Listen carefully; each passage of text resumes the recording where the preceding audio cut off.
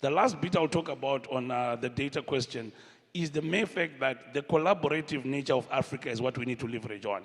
If every country starts producing their data and they create boundaries around that, we're not going to benefit from the 4 trillion he talks about. Yeah. Because each and every country is going to think modular, insular, and they will not be collaborative. If this whole ecosystem is talking of the input being data, we need to sit down and have an indaba around this. What data can we share? And what guardrails do we put in place? And innovation cannot be stifled by this element of being too aggressive on looking at policies and framework. Let's also be very innovative in our thinking and look at it from a context. How do we create the jobs in AI if we're not going to share the data? So let's put frameworks and guardrails. Again, I'll come back to the philanthropy ecosystem.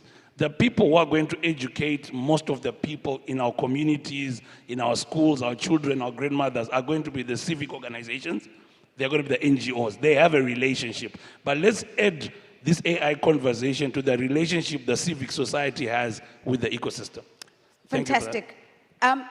I think there was a round of applause for those contributions, Oswald. And thank you for addressing the climate question as well. We've got less than 10 minutes left on the clock, so I'm going to pull a rabbit out of a hat to get us through this. Minister, I want to just come back to you.